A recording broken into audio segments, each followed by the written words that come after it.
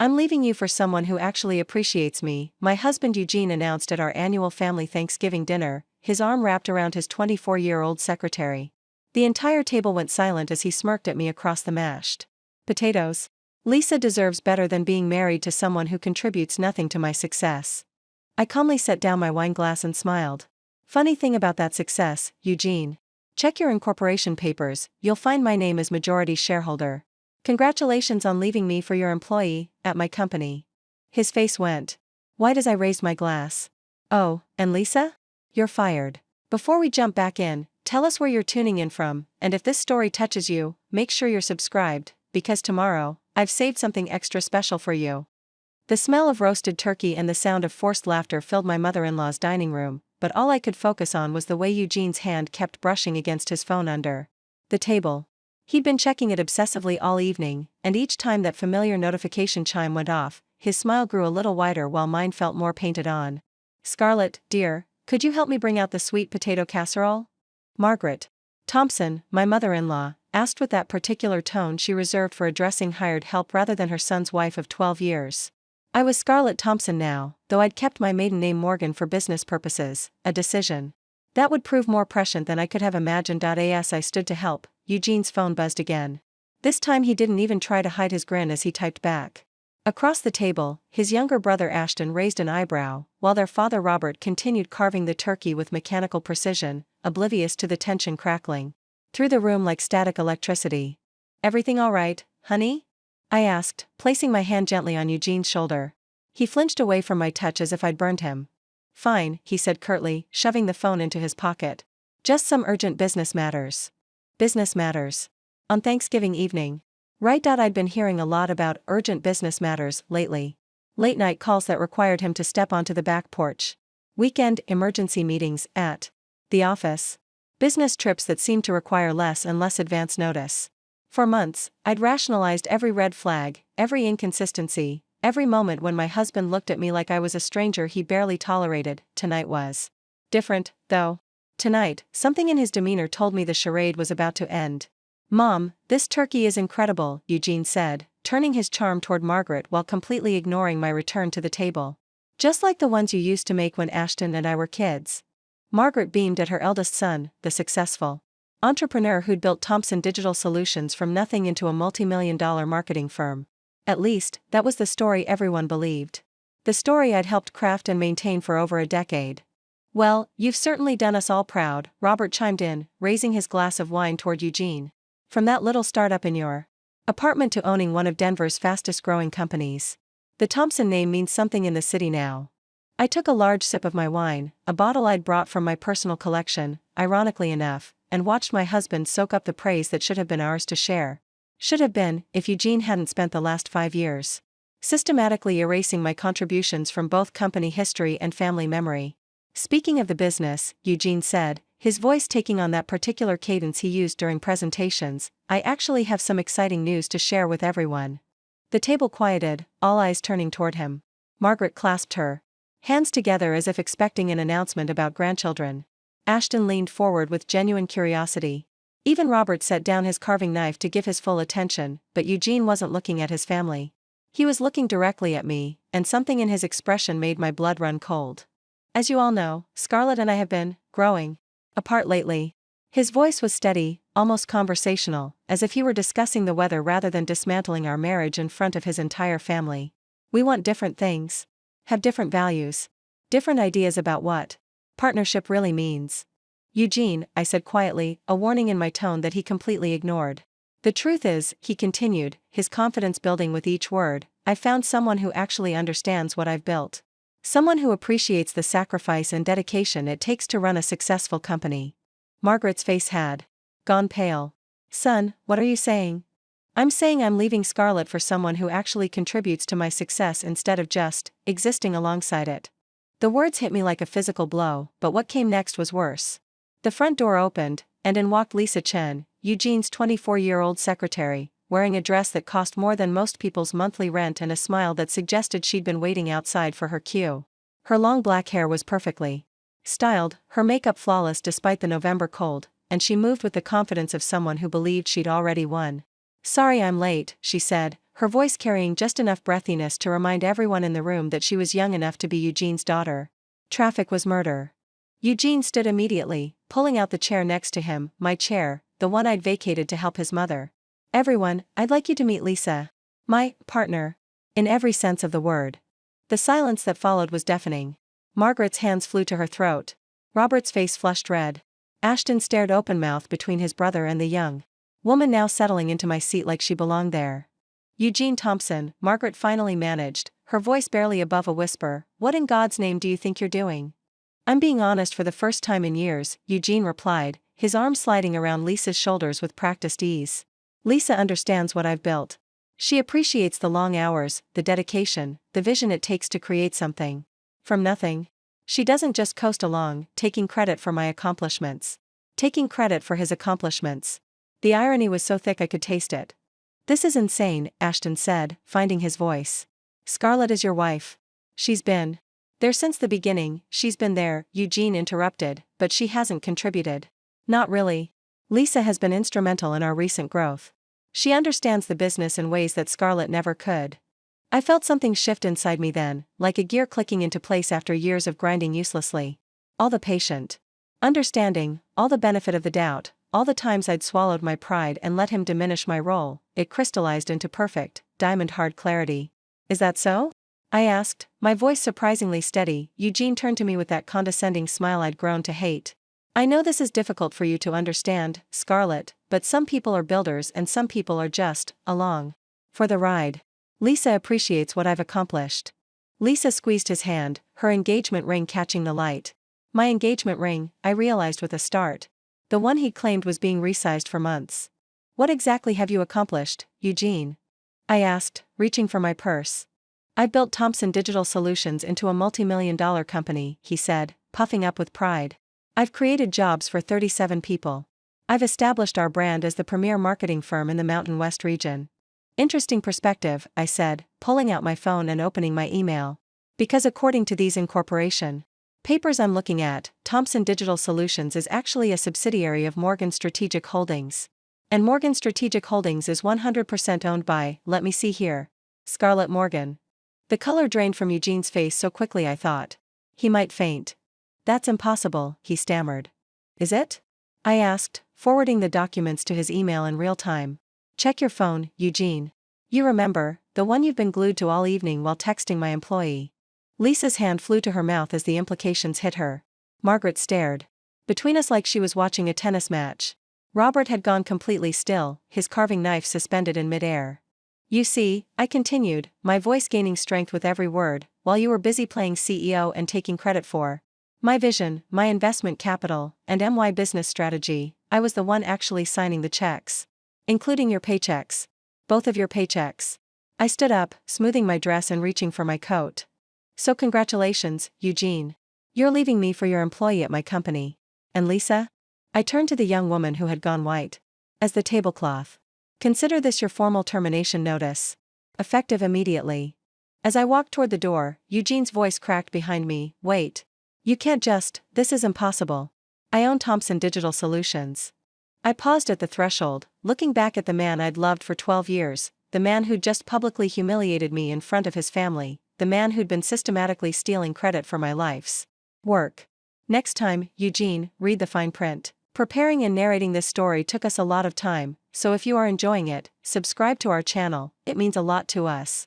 Now back to the story. The door closed behind me with a satisfying click, leaving the sound of chaos erupting in my wake. Driving through the quiet Denver streets that Thanksgiving night, I couldn't help but remember how different things had been 14 years ago when I first met Eugene Thompson at the Colorado Technology Summit. I was 31 then, fresh off my second successful business sale, with enough capital to invest in something bigger than myself. He was 29, charming, and presenting what he called the future of digital marketing integration. I'd built and sold my first company, Morgan Web Solutions, to a Silicon Valley firm for $2.3 million when I was just 28. The second, a social media analytics startup called Dataflow, went for $4.1 million 2 years later.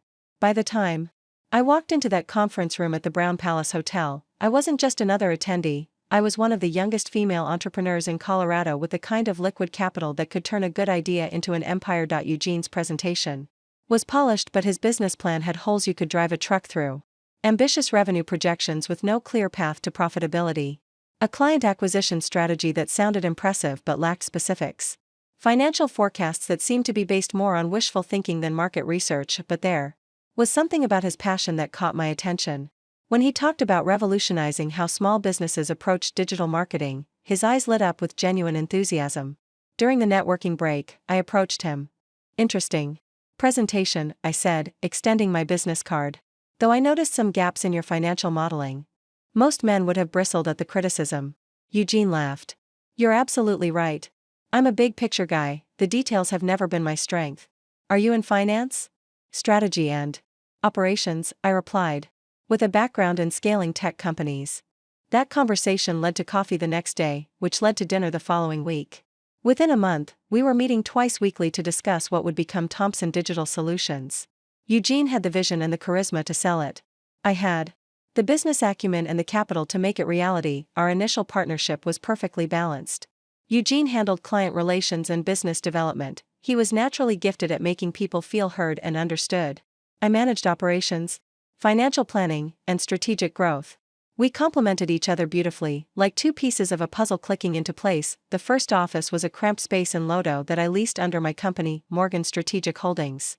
Eugene wanted his name on everything, and I didn't mind. I'd learned from my previous ventures that ego could kill partnerships faster than market downturns.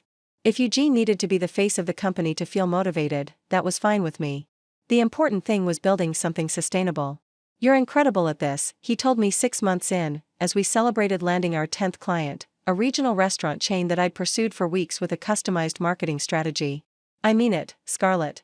I couldn't do this without you. Those early days were magical. We'd work 18-hour days and still have energy to grab late dinners, talking excitedly about expansion plans and market opportunities. Eugene would sketch wild ideas on napkins while I ran numbers on my laptop, figuring out how to make his dreams financially viable. The romantic element crept in gradually. Working so closely, sharing so many victories and setbacks, it was perhaps inevitable that partnership would evolve into something deeper. Eugene was attentive, appreciative, and genuinely seemed to value my contributions as much as his own. We're going to change everything, he said one evening as we watched the sunset from our small office window. Together. When he proposed 2 years later, it felt like the natural progression of everything we'd built. The ceremony was small but perfect, held at the Denver Botanic Gardens with our families and closest friends. Eugene's best man, Ashton, toasted us as the power couple who's going to put Denver on the tech map. My maid of honor, my college roommate Violet, whispered in my ear, he better know how lucky he is. For the first few years of marriage, he did seem to know. Eugene would introduce me at networking events as my wife and business partner, the brains behind our operation. He'd credit me openly when clients complimented our strategies.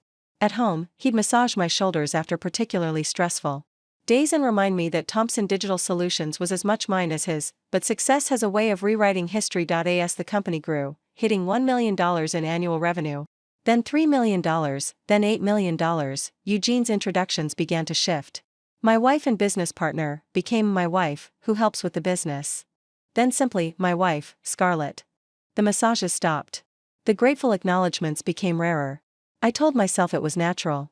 Eugene was under enormous pressure as the public face of a rapidly expanding company. The media attention, the speaking engagements, the board meetings with potential investors, it made sense that he'd want to simplify his messaging.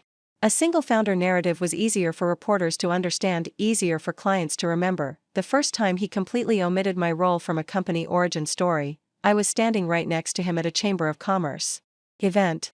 I started Thomson Digital Solutions in 2009 with a simple vision, he told the audience of 50 business leaders. Small businesses needed enterprise-level marketing strategies at affordable prices. I felt like I'd been slapped.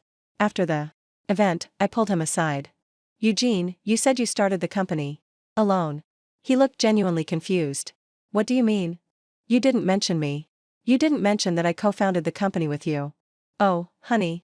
He kissed my forehead like I was a child upset about something trivial. I didn't think it mattered. Everyone knows you're involved. I was just keeping the story simple for the audience. Simple.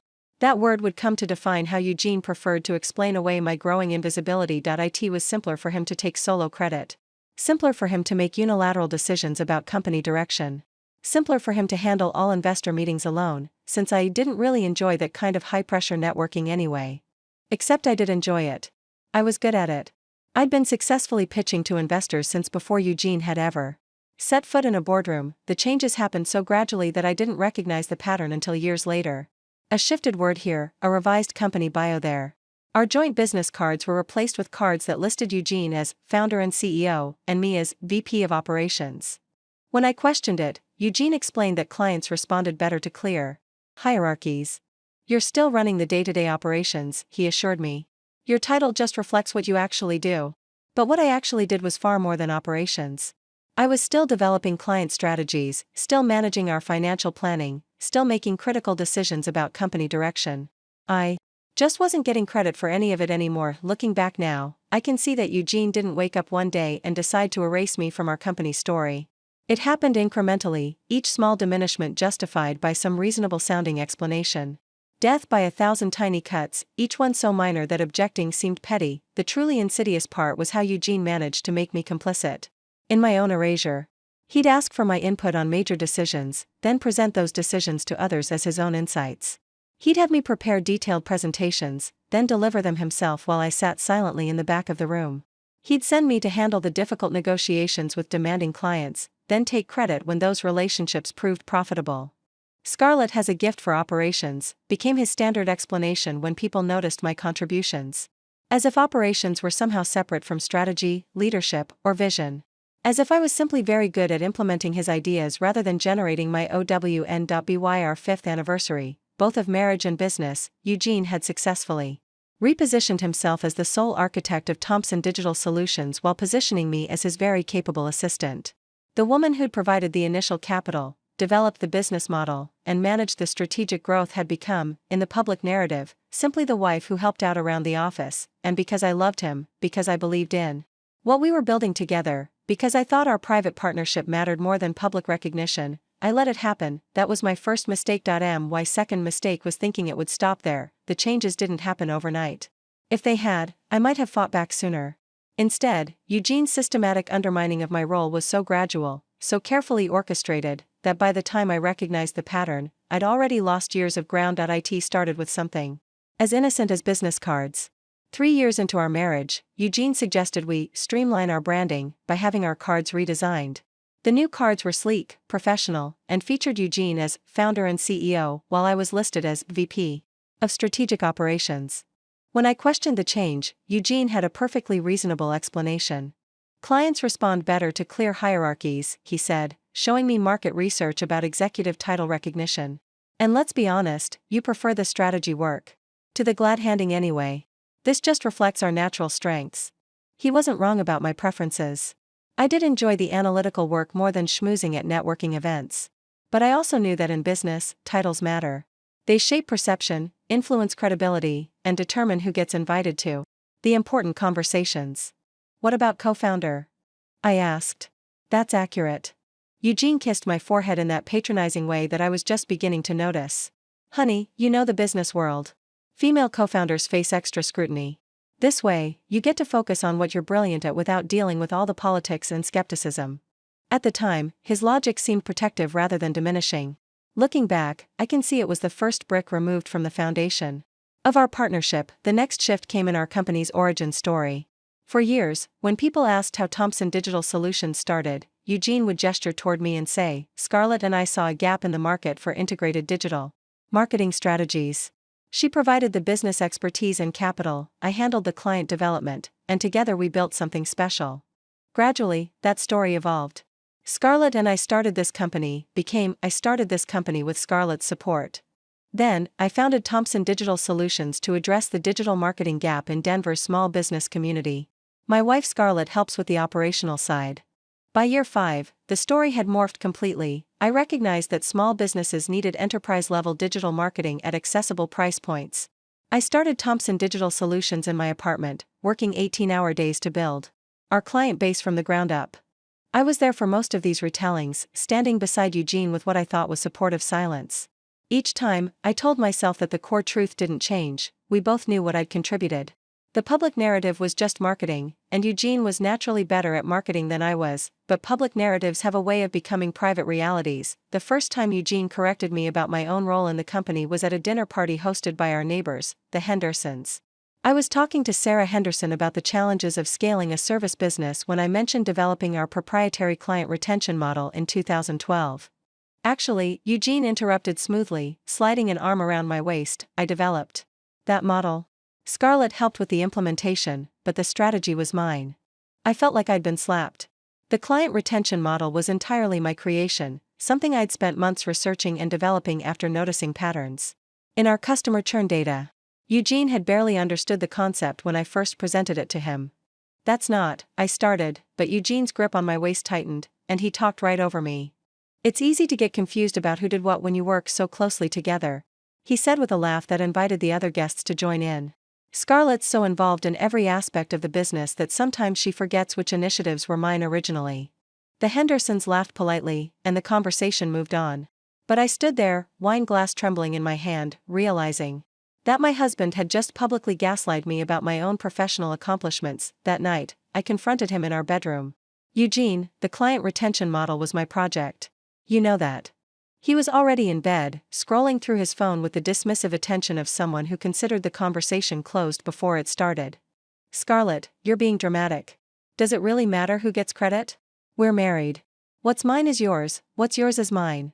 It matters because it's the truth." Eugene finally looked up from his phone, and for just a moment, I saw something cold flicker in his eyes.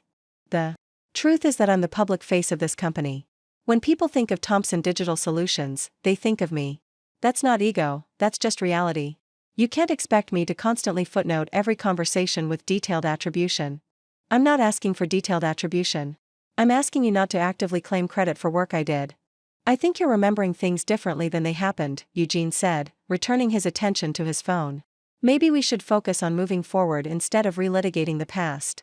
That phrase, "remembering things differently than they happened," became Eugene's standard response whenever I questioned his version of events. It was brilliant, really. Instead of denying that I'd contributed, he simply suggested that my memory was unreliable. Who could argue with that? The pattern accelerated after that. Client meetings where Eugene would present strategies I'd developed without mentioning my involvement. Board presentations where he'd discuss his analysis of market trends that I'd spent weeks researching. Industry interviews where he'd share insights that came directly from conversations we'd had in our kitchen the night before. When I objected, Eugene had an arsenal of responses designed to make me feel petty and unreasonable. "You're being too sensitive. It's not about individual credit, we're a team. I think you're misremembering how that project actually developed. Why are you so focused on recognition? Isn't building something together enough?" The most insidious part was how he managed to make me doubt my own experiences. When you hear "you're remembering that wrong" enough times, you start to question your own memory. Maybe I wasn't as involved in that strategy as I thought. Maybe Eugene did come up with that idea first and I just refined it. Maybe my contributions weren't as significant as they felt at the time. The gaslighting extended beyond work. At social gatherings, Eugene began introducing me in ways that subtly diminished my role. "This is my wife Scarlett. She helps out at the company."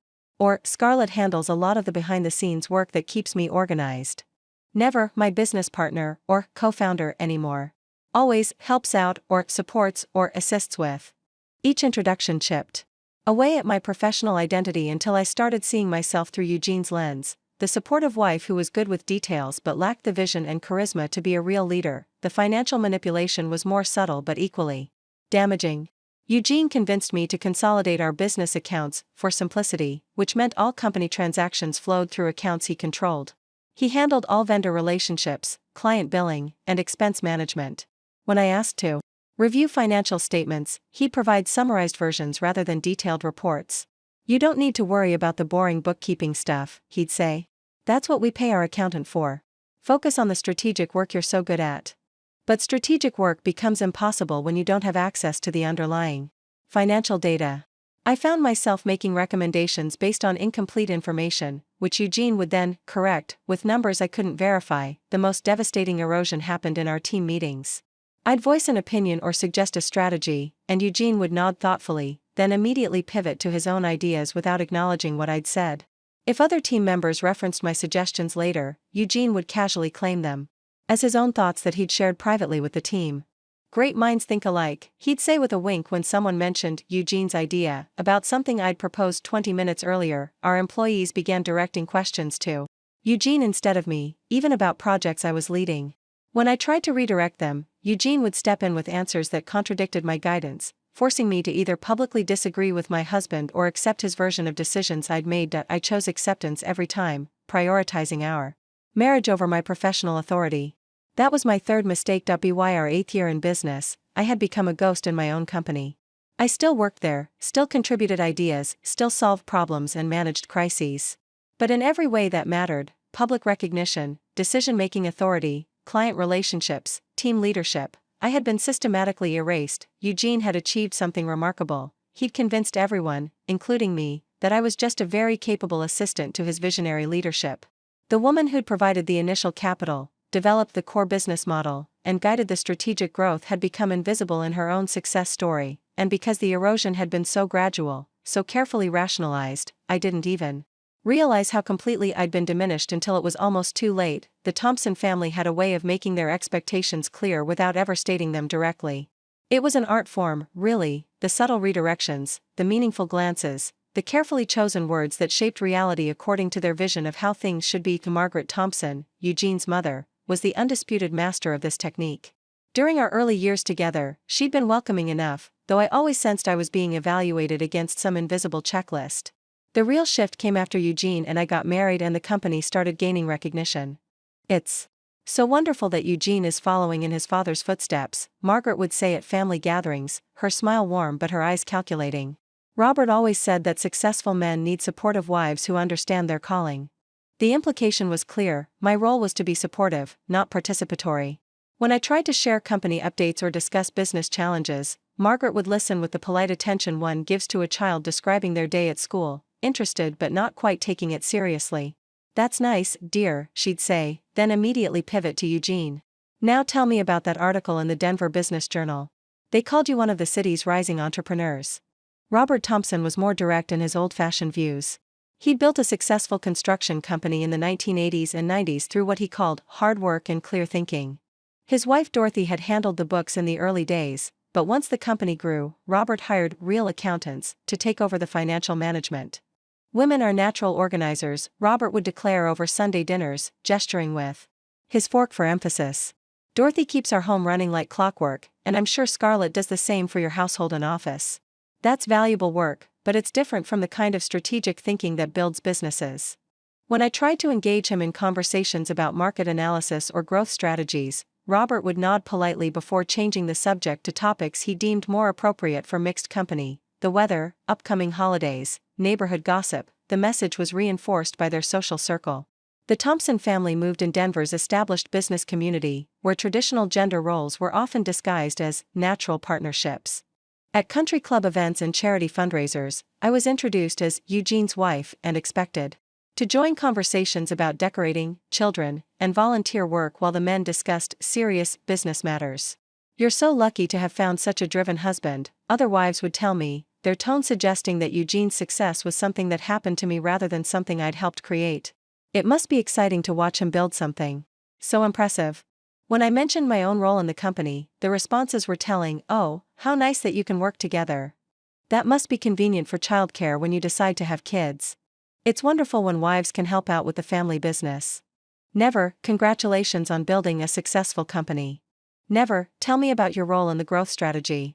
Always framed as assistance, support, or helping out, as if my contributions were a hobby rather than a profession. Eugene's brother Ashton was perhaps the most insidious influence because his sexism was wrapped in progressive language. He worked in tech, dated women with MBAs, and prided himself on being evolved about gender equality. But his version of feminism had convenient boundaries. "I totally support women in business," Ashton would say at family gatherings. "But let's be realistic about natural strengths. Eugene has that killer instinct, that willingness to take big risks. Scarlett's brilliant at the analytical stuff, but running a company requires a different kind of mindset." When pressed for specifics about what killer instinct meant that I supposedly lacked, Ashton would elaborate, "You know, the ability to make hard decisions without getting too emotionally invested. The confidence to bet everything on a vision. The networking skills to build relationships with other business leaders. Eugene just has that natural CEO presence." It was a masterful redefinition of leadership that managed to exclude me from consideration while appearing to praise my intelligence. According to Ashton's framework, I could be smart, analytical, and hardworking, but I lacked the ineffable qualities that made someone a real leader. Even more damaging was how Eugene absorbed and amplified these messages. In private, he'd started echoing his family's subtle dismissals of my role. "You know how my dad is about traditional roles. It's easier if we don't make a big deal about the co-founder thing around them. My mom just doesn't understand modern business partnerships. She thinks any woman working is automatically in a support role." Ashton means well, but he's stuck in that tech bro mindset where everything has to be about disruption and alpha personalities. Eugene positioned himself as my protector against his family's outdated views, but his protection always involved me diminishing myself rather than him standing up for my accomplishments. He never corrected his mother when she called me his helper. He never challenged his father's assumptions about women's natural limitations in business. He never pushed back when Ashton described my contributions as important but fundamentally different from real leadership. Instead, Eugene developed a strategy of parallel conversations. In private, he'd acknowledge my contributions and assure me that he valued my partnership. In public, especially around his family, he'd allow me to be diminished without comment. Then comfort me afterward with explanations about keeping the peace and not wanting to create drama. "They're from a different generation," he'd say after particularly frustrating family dinners. "Fighting with them won't change their minds, and it'll just make every gathering tense. You know what you've accomplished. I know what you've accomplished. Isn't that enough?" It wasn't enough, but Eugene made me feel selfish for wanting recognition from people who would never give it.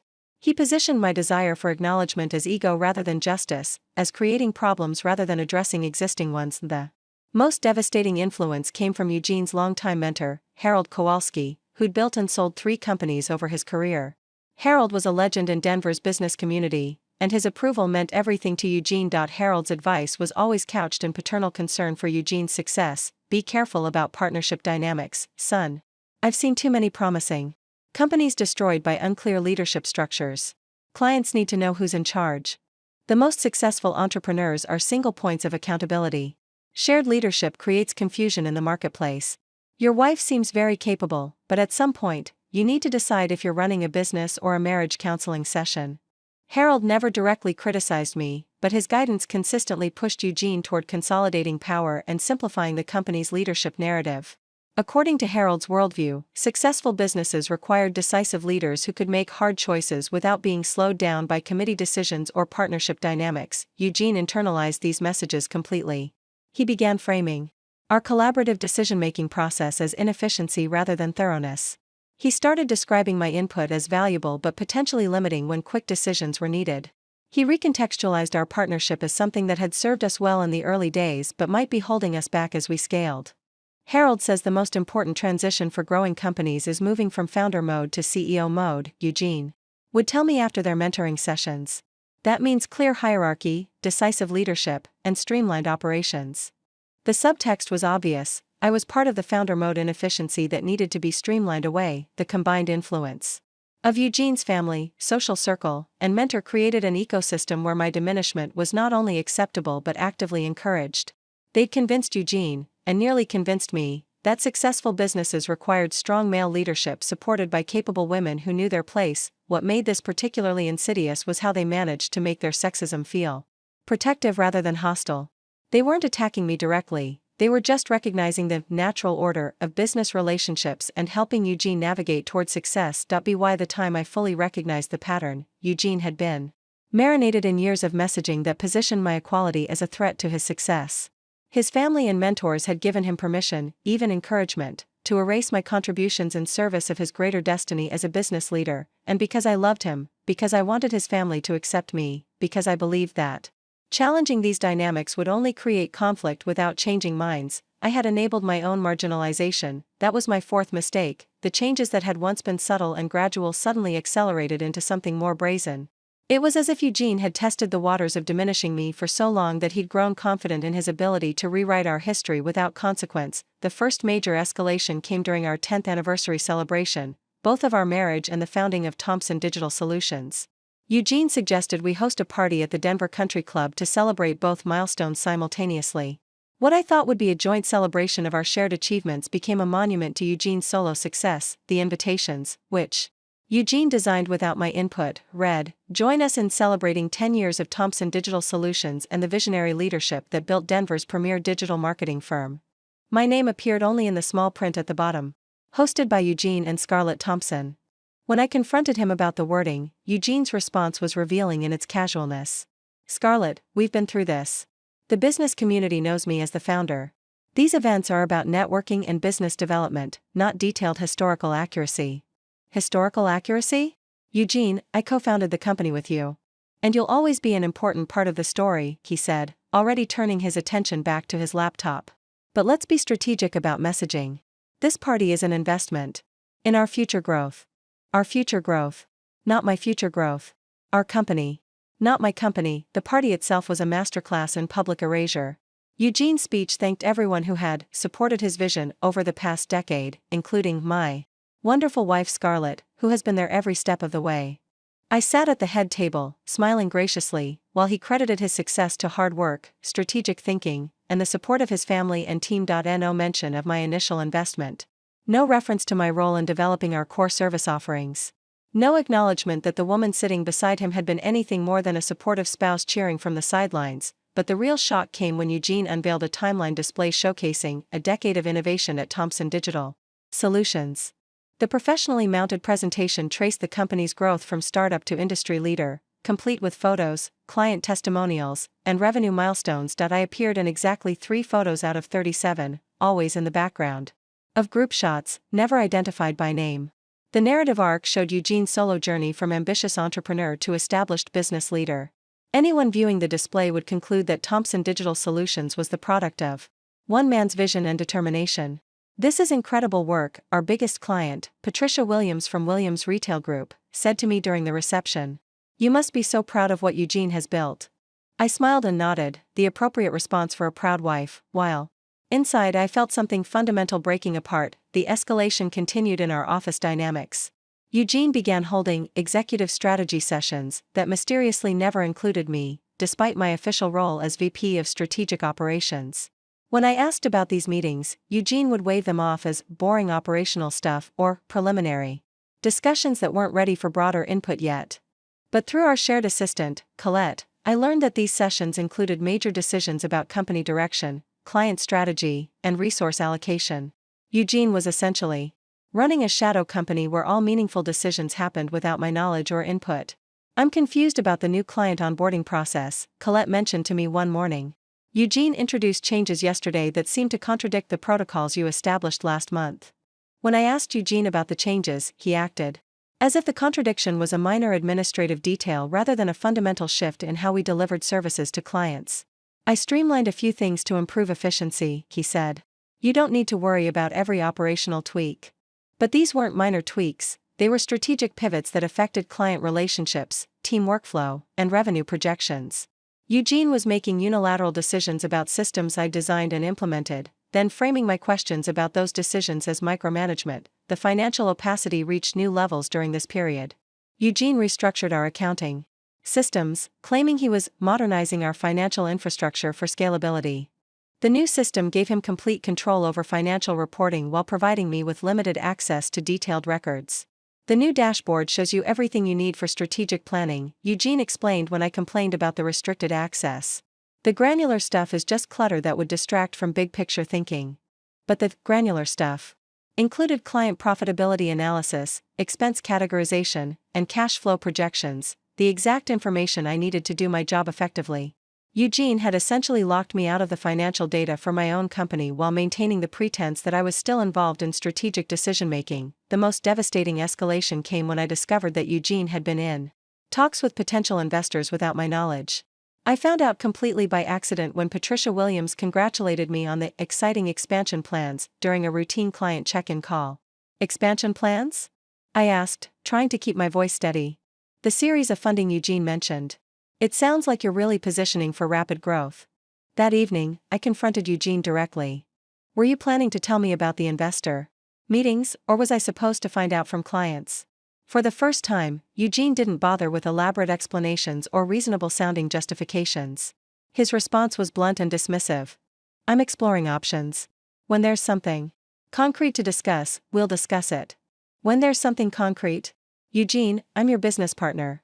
I should be involved in these conversations from the beginning. You're involved in operations, he corrected, his tone suggesting the conversation was over. I handle business development and strategic partnerships. We've always divided responsibilities that way. We had never divided responsibilities that way. But Eugene had rewritten our partnership agreement in his mind so completely that he seemed to genuinely believe his revised version of our history. The final escalation of this period came when I learned that Eugene had been individually meeting with our key employees to discuss career development and company vision. Several team members mentioned these conversations to me in passing, clearly assuming I was aware of and involved in the process. What they described sounded less like career development and more like loyalty testing. Eugene was apparently asking pointed questions about team dynamics, company direction, and who they viewed as the primary leadership voice in the organization. Eugene asked me who I go to when I have strategic questions. Our lead developer, Justin, mentioned during a project review. I told him it depends on the type of question, but he seemed to want a more definitive answer. Eugene was systematically positioning himself as the sole authority figure in our organization while gathering intelligence about who might question his version of our company's power structure. He wasn't just erasing me from our public narrative anymore, he was actively working to eliminate my authority within our own team. By this point, I realized that what I'd been experiencing wasn't simply the natural evolution of business partnership dynamics.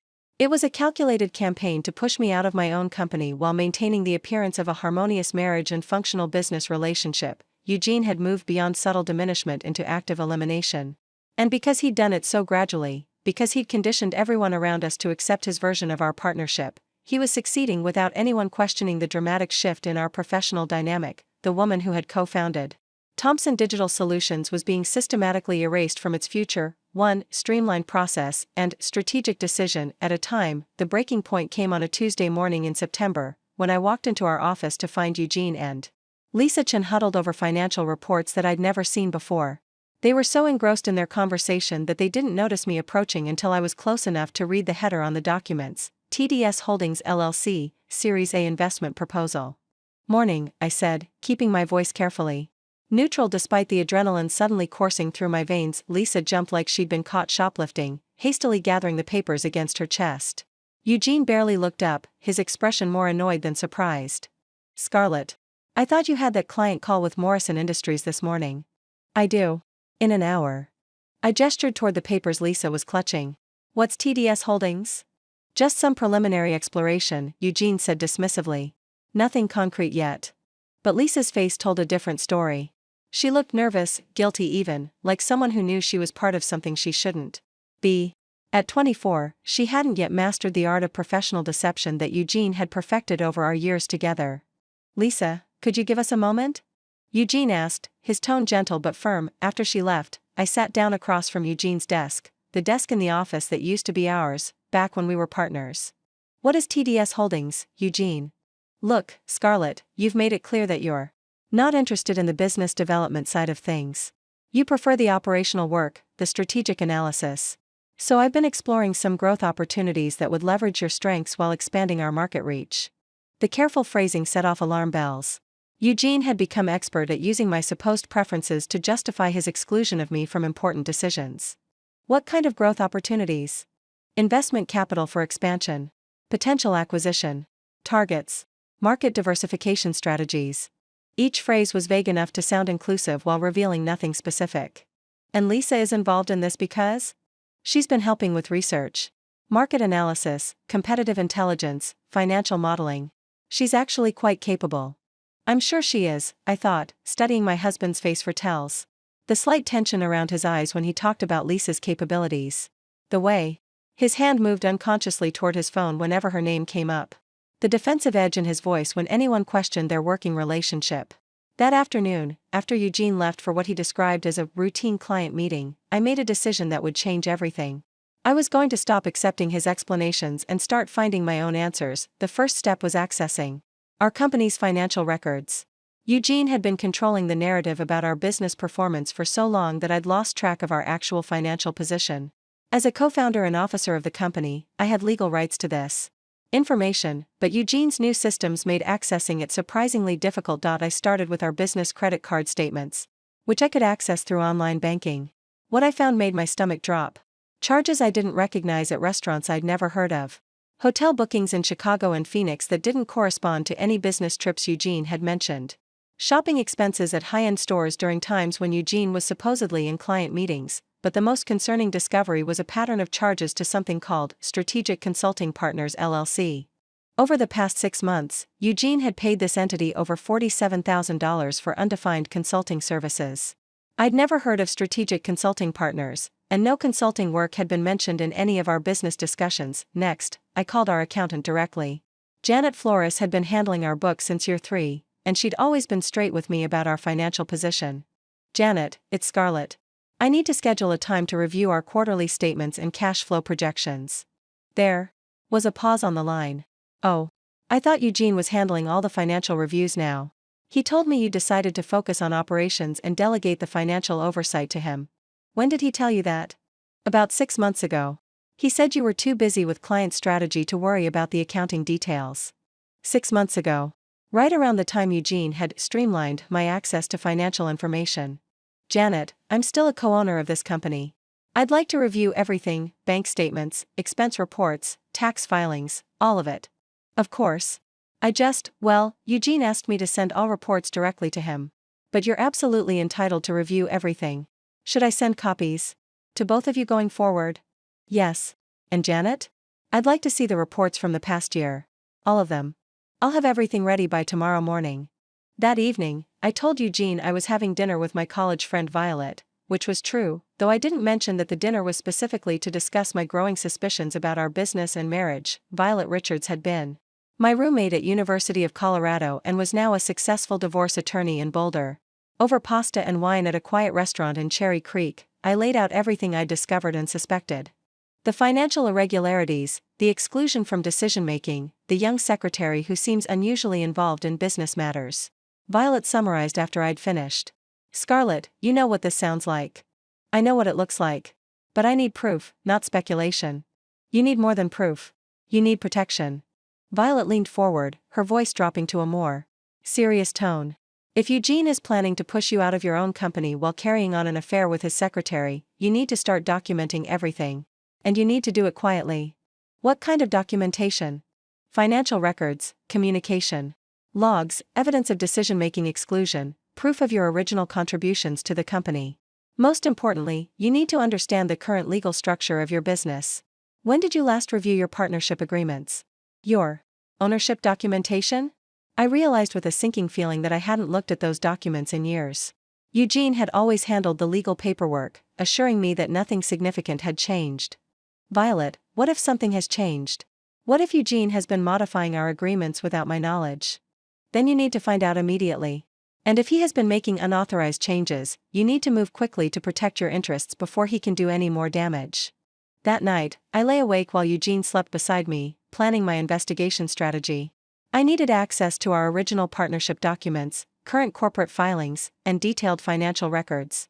I needed to understand exactly what Eugene had been doing during all those routine client meetings and preliminary discussions. Most importantly, I needed to find out who Strategic Consulting Partners LLC was and why Eugene was paying them nearly $50,000 for services that weren't reflected in any work I could identify. The next morning, I started with our safe deposit box at First National Bank. Eugene and I both had access, but I'd never used my key since we opened the box years ago. Inside, I found our original partnership agreements, insurance policies, and incorporation documents. Reading through the partnership agreement I'd signed 8 years earlier, I felt a chill of recognition. The document clearly established me as a 50% owner of Thomson Digital Solutions, with equal decision-making authority for all major business decisions. Any changes to ownership structure or business operations required signatures from both partners. If Eugene had been making unilateral decisions about our company's future, investor meetings, restructuring plans, new business entities, he was violating our legal agreement. But more importantly, I realized something that Eugene might have forgotten in his eagerness to erase my contributions. The original partnership agreement specified that Thomson Digital Solutions was a subsidiary of Morgan Strategic Holdings, the holding company I'd established to manage my various business investments. Eugene might be the public face of Thomson Digital Solutions, but according to the foundational legal documents, I owned the company that owned our company. It was time to remind my husband exactly who he was married to. The first ally I found was hiding in plain sight. Colette Williams had been our executive assistant for 3 years, and I'd always appreciated her discretion and efficiency. But I'd never realized how much she actually observed until the morning after my conversation with Violet, when she knocked on my office door with an unusual request. "Mrs. Thompson, could I speak with you privately? It's about some administrative concerns I've been having." Colette closed the door behind her and sat down across from my desk, her usual composed demeanor showing cracks of anxiety. "I hope this isn't inappropriate," she began, "but I've noticed some irregularities in recent months that I think you should know about." My pulse quickened. "What kind of irregularities?" "Schedule discrepancies, mainly. Mr. Thompson has been asking me to block time on his calendar for client meetings, but when those clients call to reschedule or ask questions, they seem confused about ever having meetings scheduled." She pulled out a small notebook from her purse. "I started keeping track because it was creating problems with legitimate appointments. In the past 2 months, there have been 14 client meetings that don't correspond to actual client interactions." "Where was he during those blocked times?" Colette hesitated, clearly uncomfortable with the implications of what she was about to say. "I believe he was with Lisa. She would be out of the office during the same periods, usually claiming personal errands or client research." I felt a familiar knot forming in my stomach, but pushed forward. "What else have you noticed?" "Financial irregularities. Mr. Thompson has been asking me to process expense reports for vendor payments and consulting fees, but when I try to file them properly, the vendor information doesn't check out.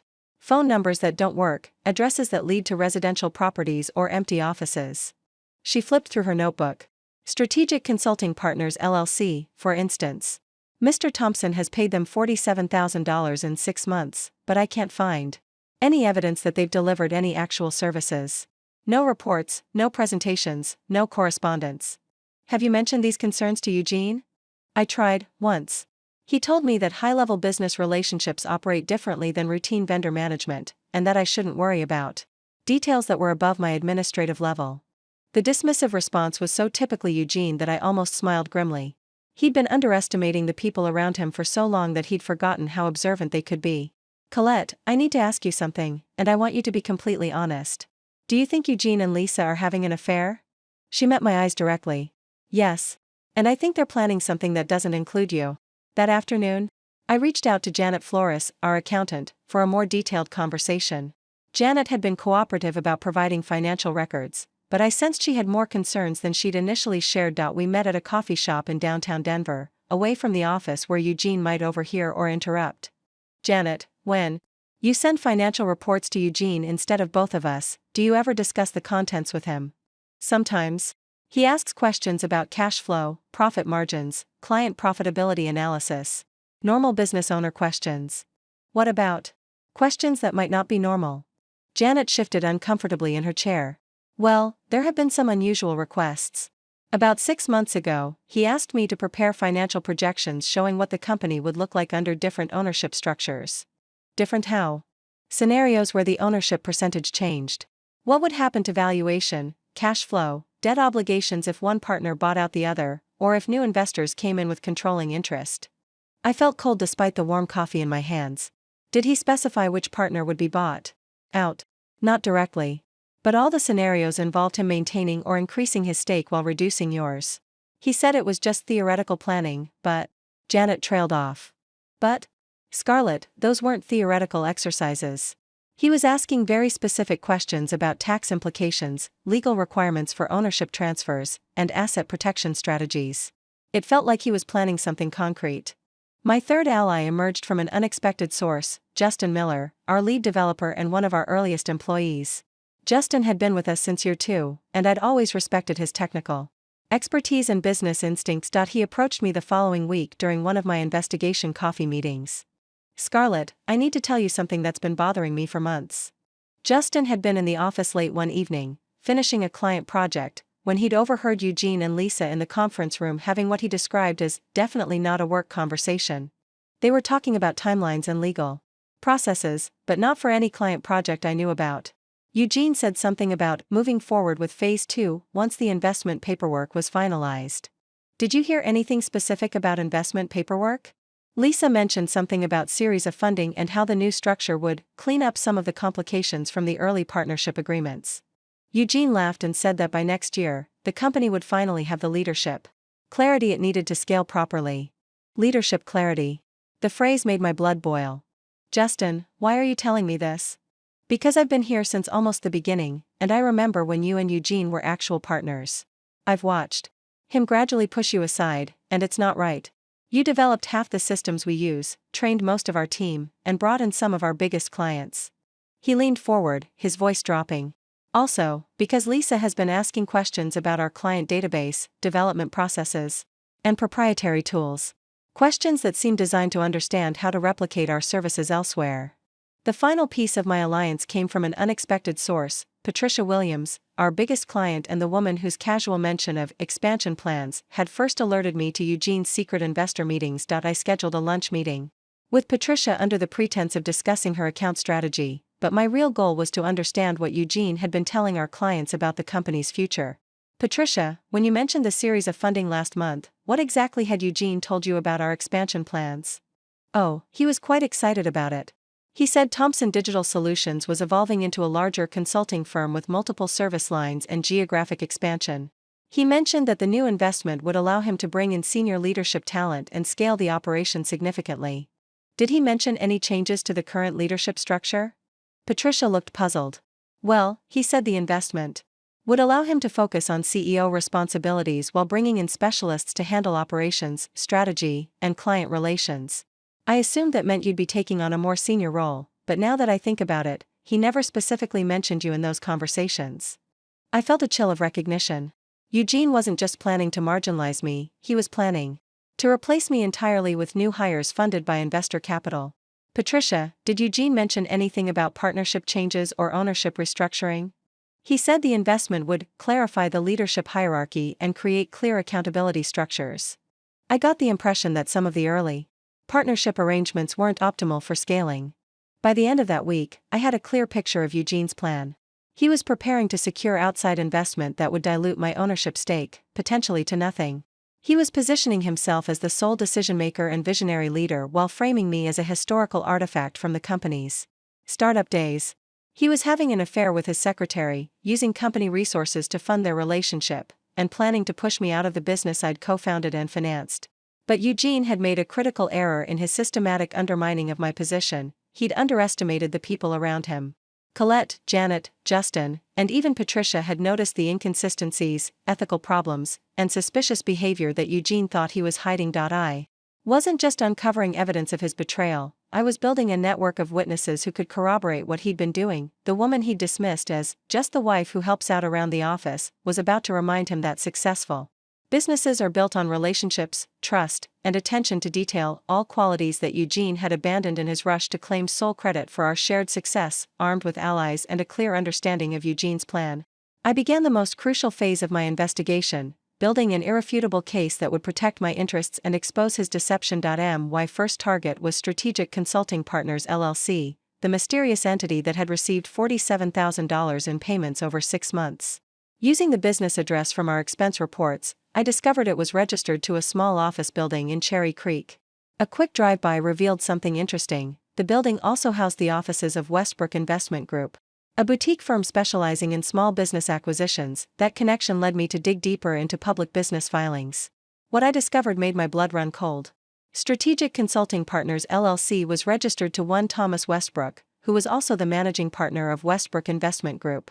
More disturbing, the incorporation date was just 8 months ago, right around the time Eugene had started his preliminary discussions about company restructuring. I scheduled a consultation with Westbrook Investment Group under a false name, claiming to be exploring acquisition opportunities for my fictional consulting firm.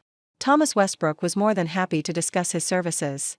We specialize in helping entrepreneurs transition from partnership structures to single-owner operations, he explained during our meeting.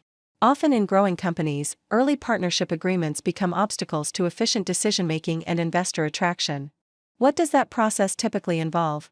First, we analyze the existing partnership structure to identify potential dissolution strategies.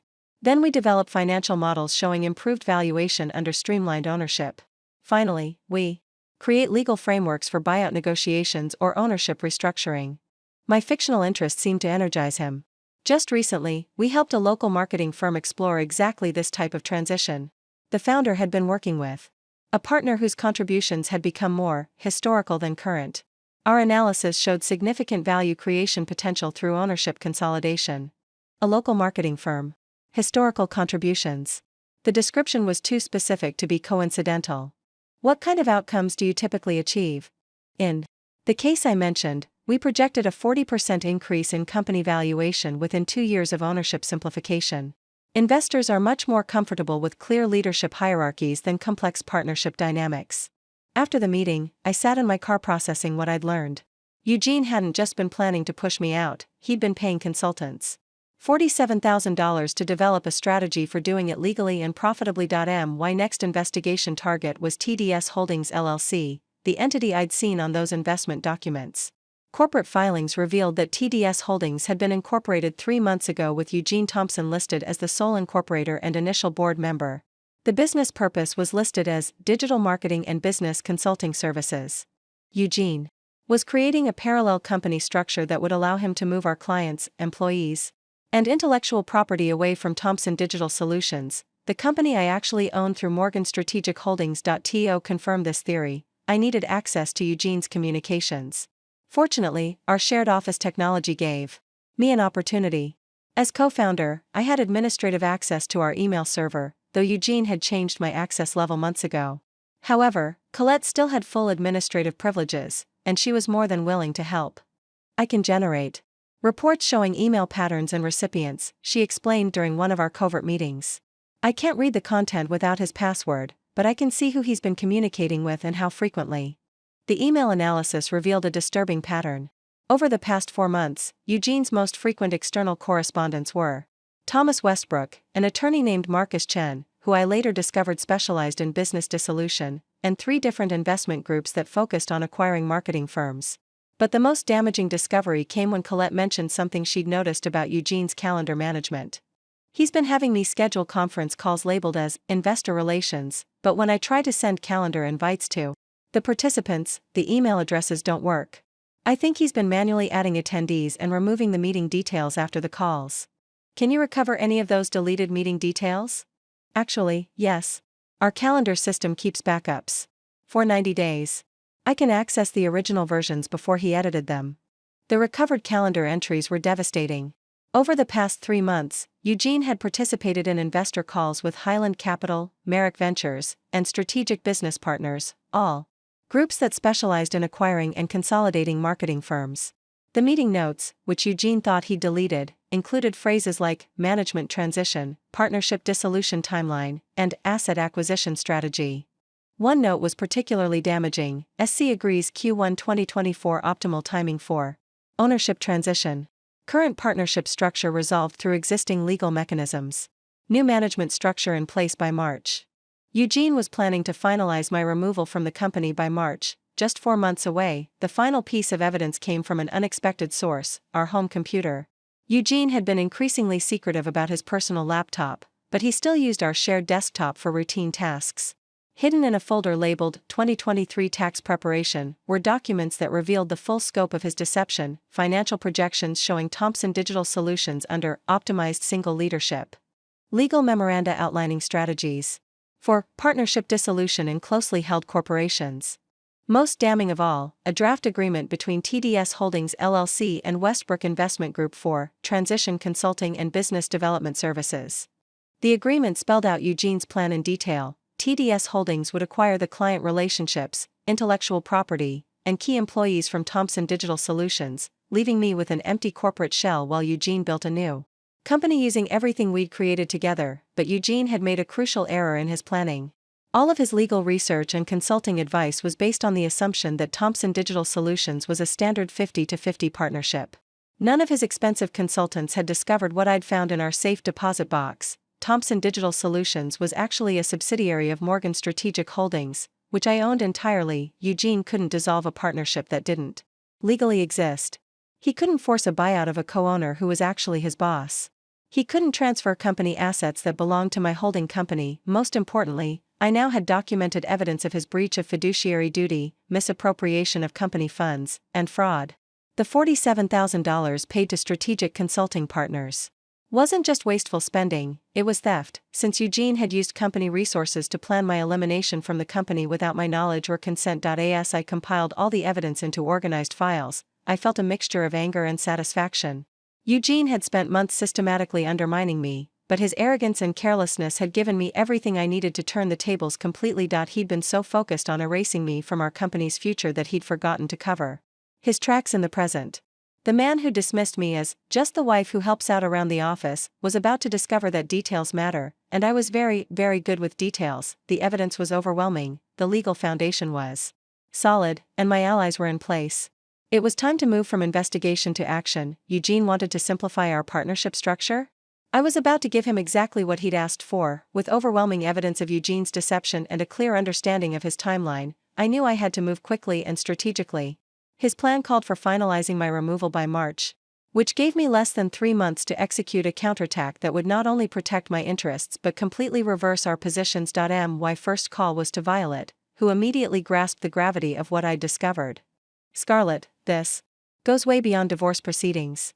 Eugene has committed fraud, breach of fiduciary duty, and misappropriation of corporate funds. We're talking about potential criminal charges, not just civil litigation. What's my best strategy? You need a business attorney who specializes in corporate warfare, not just family law. But more importantly, you need to act before Eugene realizes you know what he's planning. Violet connected me with Rebecca Martinez, a partner at Sterling & Associates who had built her reputation dismantling exactly the kind of scheme Eugene was attempting. Rebecca's office in downtown Denver was intimidating in its precision, floor to ceiling.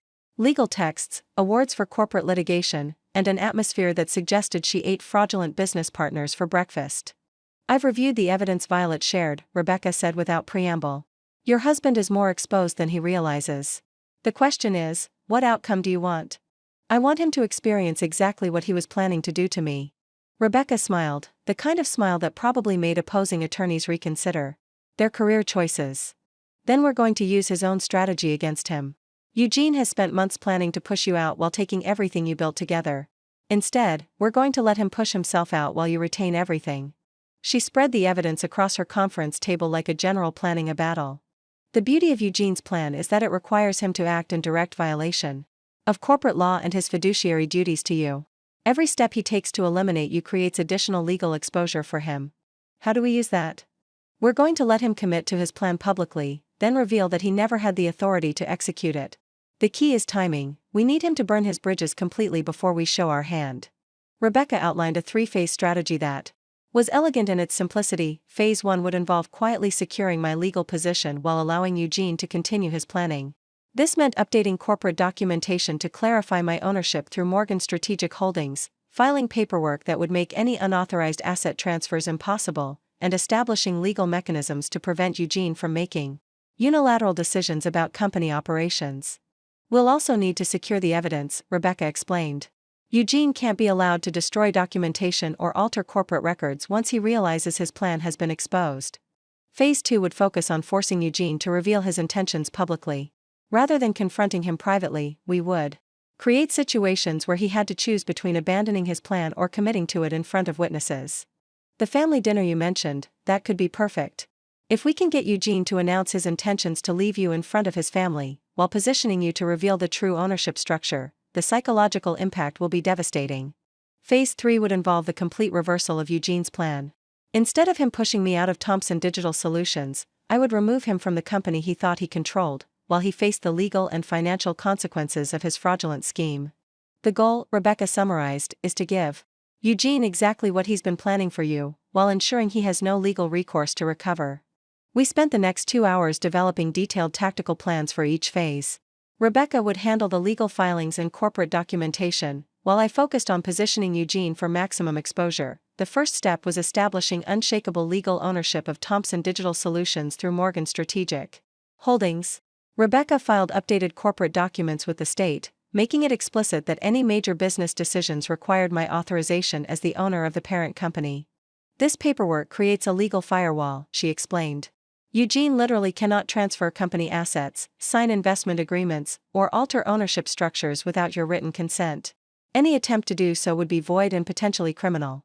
Next, we implemented what Rebecca called documentary Insurance, legal mechanisms that would preserve all evidence of Eugene's scheme even if he tried to destroy it. This included subpoenas for records from Westbrook Investment Group, formal preservation notices to our accountant and IT systems, and court orders that would freeze corporate accounts if Eugene attempted any unauthorized transfers. The most crucial element was timing the revelation to maximize Eugene's exposure. Rebecca suggested using the upcoming holidays to our advantage. Holiday gatherings create perfect opportunities for public announcements, she noted. If Eugene is planning to reveal his intentions to leave you, he'll probably choose a family setting where he feels he has maximum support and you have minimal ability to respond effectively. How do we ensure I'm prepared for that moment? By making sure you hold all the cards while he believes he's in control. We developed a specific script for the confrontation, practiced responses to Eugene's likely arguments, and created backup plans for different scenarios. Most importantly, Rebecca prepared legal documents that would allow me to take immediate control of Thomson Digital Solutions the moment Eugene revealed his fraudulent intentions. The key is letting him believe he's winning until the exact moment we reveal that he's lost everything, Rebecca explained. His confidence will work against him. I also needed to prepare my allies for their roles in the final confrontation. Colette would ensure that critical business documents were secured and that Eugene couldn't access or alter company systems. Janet would be ready to confirm the financial irregularities if questioned.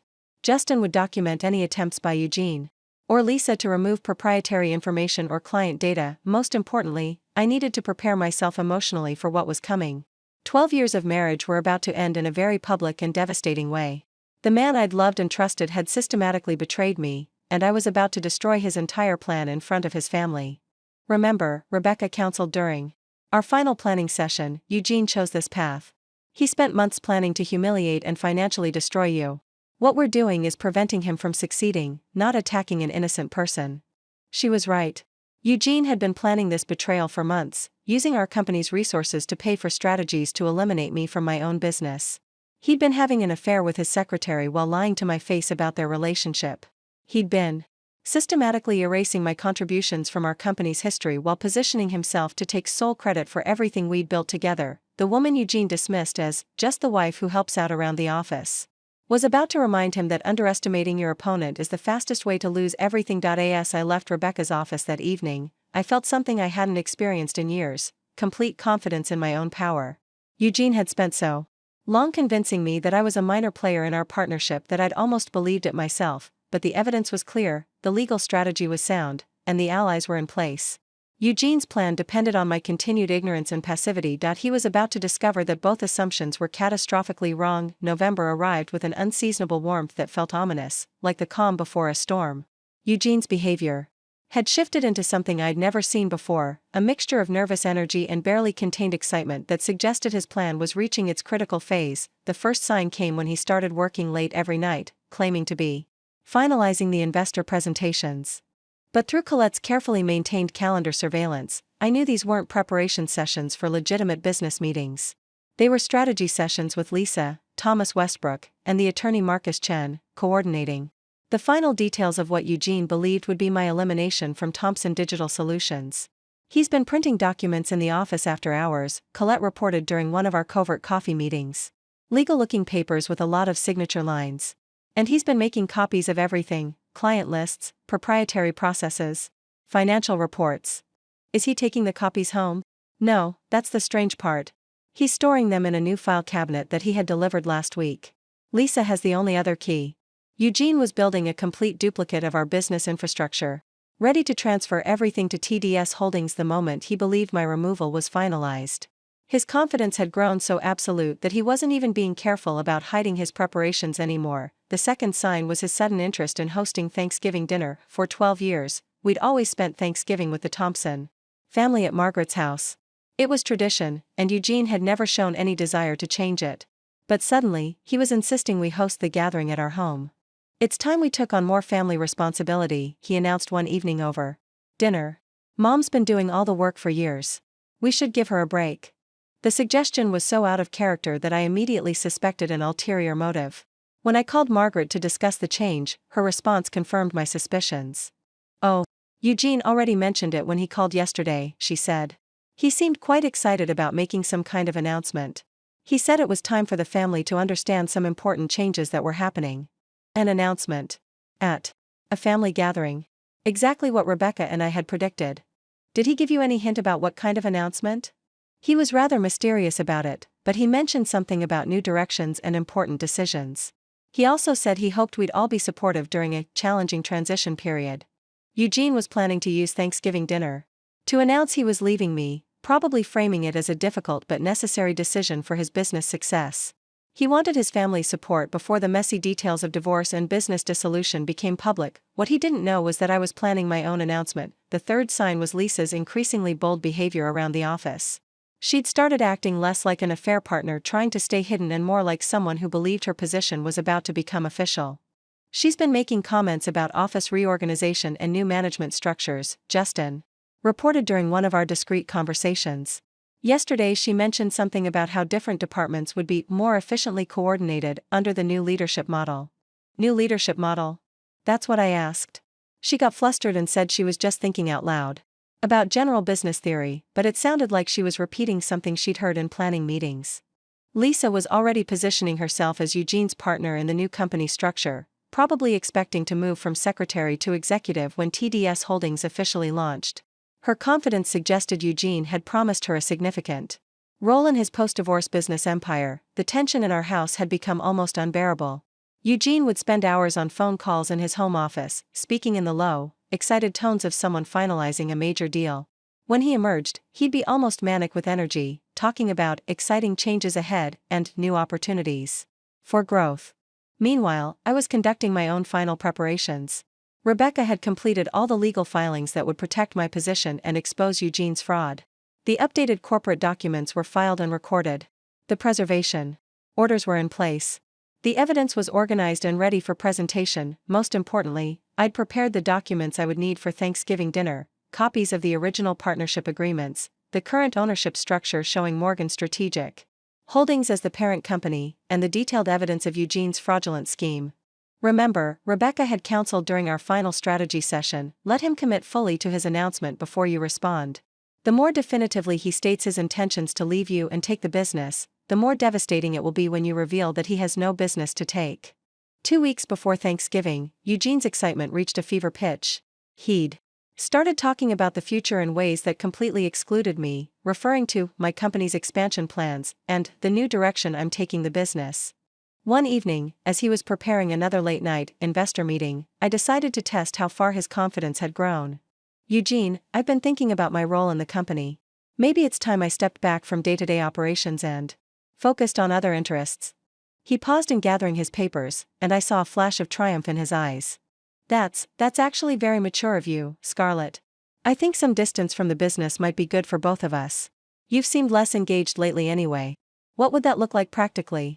Well, we'd need to discuss the details with attorneys, but I think a clean transition would benefit everyone. You could pursue other opportunities while I focus on scaling the company. A clean transition. He was already practicing the language he'd used to describe my elimination. And Lisa? Would she be taking on more responsibilities in this scenario? Eugene's attempt at casualness was almost comical. Lisa has shown real potential for growth. She understands the business in ways that would be valuable as we expand. He was so close to admitting the entire scheme that I had to bite my tongue to keep from revealing what I knew. But Rebecca's strategy required patience. Eugene needed to commit to his plan publicly and irreversibly before I could spring the trap. The final sign came 3 days before Thanksgiving, when Eugene asked me to stay home from the office. I need to handle some sensitive negotiations today, he explained. Investor meetings, legal consultations, that sort of thing. It would be better if you weren't in the office while we're discussing some of the more confidential aspects. Eugene was keeping me away while he finalized the details of stealing my own company. The audacity was breathtaking, but it also confirmed that his plan was ready for execution. That evening, he came home with the demeanor of someone who'd just won the lottery. How did your meetings go? I asked innocently. Very well. Very well indeed. I think Thanksgiving is going to be a very memorable holiday for our family. He was right about that, though not in the way he expected. As I watched my husband of 12 years pour himself a celebratory glass of wine, I felt an odd mixture of sadness and anticipation. In 3 days, I would destroy his entire scheme in front of his family while revealing the depth of his betrayal and fraud. Eugene had spent months planning what he believed would be my humiliation and financial ruin. Instead, Thanksgiving dinner was going to be the scene of his complete and total defeat. the man who'd systematically erased me from our company's story was about to discover that the woman he'd dismissed as just the wife who helps out around the office had been writing a very different ending to our tale. You're right to ask. Let me show you part 11 from the script. Thanksgiving morning arrived with the crisp clarity that only Denver's autumn sky can provide. As I prepared our home for what Eugene believed would be his triumph and I knew would be his downfall, I felt an almost supernatural calm descending over me. Eugene was in the kitchen, whistling while he prepared what he'd insisted on calling his famous herb butter, a recipe I'd actually developed 3 years ago, but that had somehow become his signature dish in family lore. The irony was so perfect it almost made me smile. The turkey smells incredible, he said, wrapping his arms around me from behind as I arranged flowers in the dining room. This is going to be a very special day. Yes, I replied, thinking of the legal documents hidden in my purse and the allies positioned for the final act. I think it will be memorable for everyone. At 11:30, Eugene's phone buzzed with a text that made him grin like a teenager who'd just been asked to prom. Lisa's running a bit late, he announced, though I hadn't asked. She's picking up some wine to contribute to dinner. Lisa was coming to Thanksgiving dinner. Of course she was. Eugene had grown so confident in his plan that he was bringing his affair partner to our family gathering, probably planning to use her presence as additional evidence of his new direction when he made his announcement. How thoughtful of her to join us, I said neutrally. Margaret and Robert arrived at noon, followed by Ashton and his latest girlfriend, a marketing executive named Sierra who worked for a competing firm. The initial pleasantries proceeded normally, though I noticed Margaret seemed unusually tense, glancing frequently at Eugene as if waiting for something. You seem excited today, son, Robert observed as Eugene carved the turkey with theatrical precision. Business must be going well. Better than ever, Dad. In fact, I'm planning to share some exciting news with everyone today. Ashton looked up from his plate with interest. New client? Expansion plans? Something like that, Eugene replied, his smile carrying the smugness of someone who believed he held all the cards. Let's just say there are some significant changes coming that will position the company for unprecedented growth. At 1:15, Lisa arrived wearing a dress that was appropriate for a business dinner but entirely wrong for a family Thanksgiving. She carried herself with the nervous excitement of someone playing a role she'd rehearsed but never performed, offering wine and compliments with just a little too much enthusiasm. Lisa, how lovely to see you again, Margaret said, her tone suggesting she was following a script she didn't entirely understand. Eugene mentioned you'd be joining us. I hope it's not an imposition, Lisa replied, though her presence was clearly planned well in advance. Eugene thought it would be nice for me to meet the family in a more informal setting. Meet the family. As if she hadn't been Eugene's secretary for over a year. As if this was some kind of normal relationship milestone rather than the unveiling of an affair that had been conducted in our office using our company resources. Dinner conversation was stilted but polite, with Eugene occasionally steering the discussion toward business success and exciting opportunities ahead. Lisa contributed appropriate comments about Thomson Digital Solutions' achievements, speaking with the familiarity of someone who'd been thoroughly briefed on talking points. It's wonderful how well you understand the business, Lisa, Sierra observed innocently. Eugene must be an excellent teacher. Oh, he's taught me so much about strategy and vision, Lisa responded, her hand briefly touching Eugene's arm. I've learned more in the past year than I ever thought possible. I caught Margaret's sharp glance at the casual intimacy of the gesture. Whatever Eugene had told his mother about his plans, he clearly hadn't mentioned the affair. As we cleared the main course, Eugene's energy became almost electric. He kept checking his watch and exchanging meaningful looks with Lisa, like actors preparing for their big scene. Before we moved to dessert, Eugene announced, standing and reaching for his wine glass, I have something important to share with all of you. The table went quiet. Margaret clasped her hands together as if preparing for impact. Robert set down his fork with the deliberate attention of someone expecting significant news. Ashton leaned back in his chair, eyebrows raised with curiosity. Lisa's face glowed with anticipation, her posture suggesting she knew exactly what was coming and had been looking forward to this moment for months. I remained seated, my own wine glass steady in my hand, watching my husband of 12 years prepare to publicly humiliate me in front of his family while announcing his intention to steal everything we'd built together. This family has always been my foundation, Eugene began, his voice taking on the practiced cadence of someone who'd rehearsed this speech. Your support and guidance have made everything I've accomplished possible.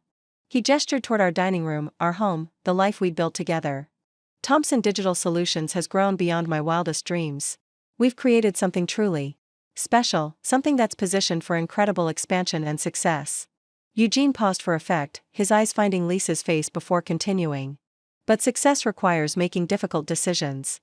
It requires having the courage to embrace change, even when that change affects the people we care about most. Margaret's face had gone pale. Robert was frowning, clearly sensing that this announcement wasn't going in the direction he'd expected.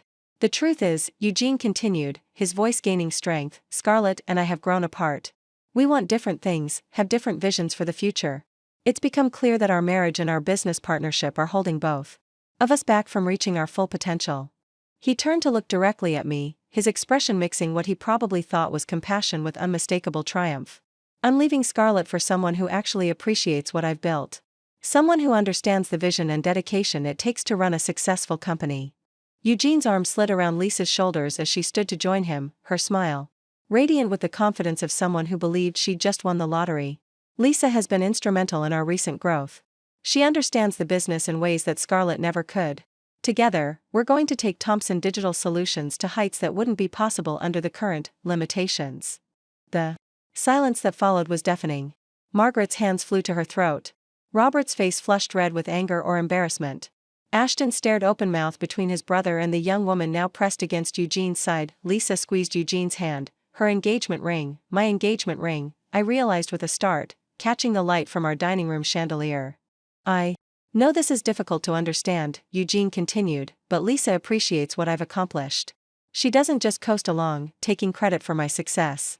Taking credit for his success. The phrase hung in the air like a challenge. Eugene looked around the table at his family's shocked faces, then back at me with an expression that mixed pity with barely contained satisfaction. I hope you can all be supportive during this transition. Lisa deserves better than being married to someone who contributes nothing to my success. He raised his wine glass in a mock toast, Lisa beaming beside him, both of them glowing with the confidence of people who believed they'd just executed a perfect plan. It was time to show them exactly how wrong they were. I stood slowly, smoothing my dress and reaching for my purse with movements that felt almost supernatural in their calm precision. Eugene, I said, my voice carrying across the silent room, before you continue, there's something I think everyone should know. The silence that followed my words was so complete I could hear the grandfather clock ticking in the hallway.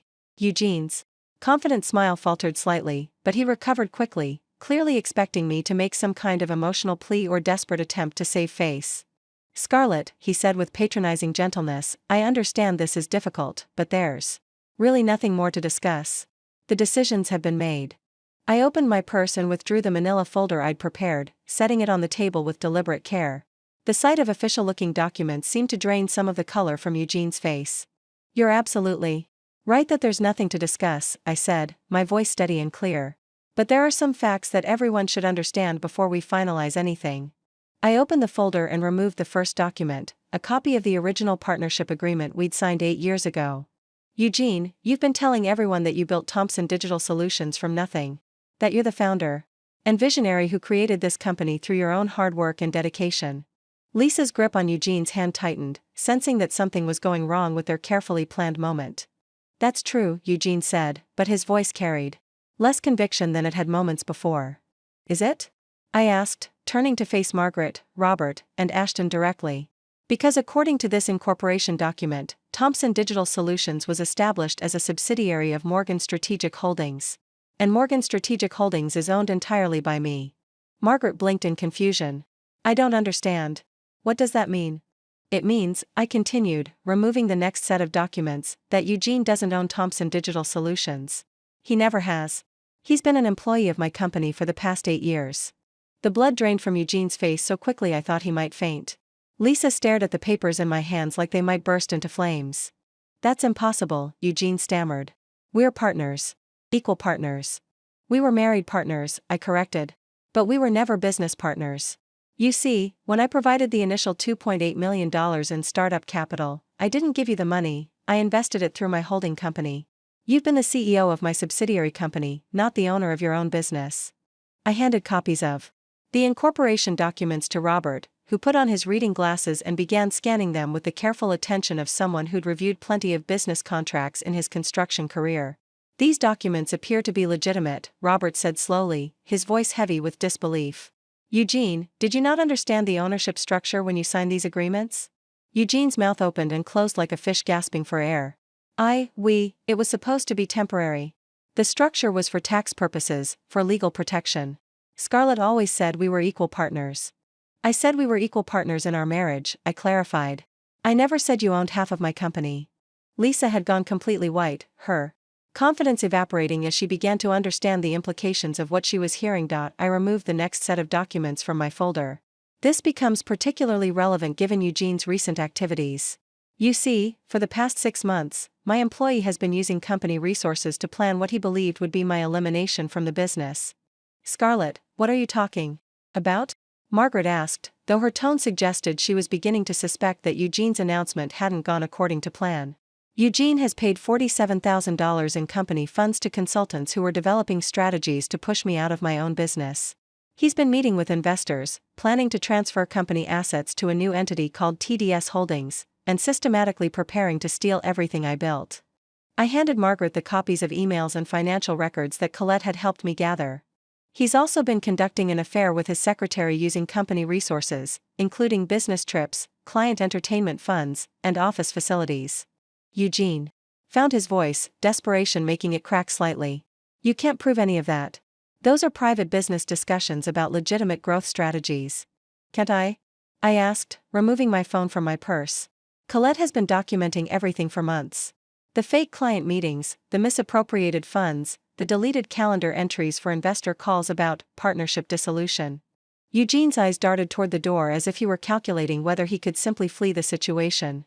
But here's the truly interesting part, I continued, turning back to Lisa, who looked like she wanted to disappear into the floor. Eugene promised you a partnership in his new venture, didn't he? Executive position, shared ownership, a chance to run a company together? Lisa nodded mutely, unable to find words. The problem is that Eugene never had a company to share with you. He's been an employee planning to steal from his employer, me. Every promise he made about your future together was based on assets that belonged to me. I returned my attention to the stunned family members around the table.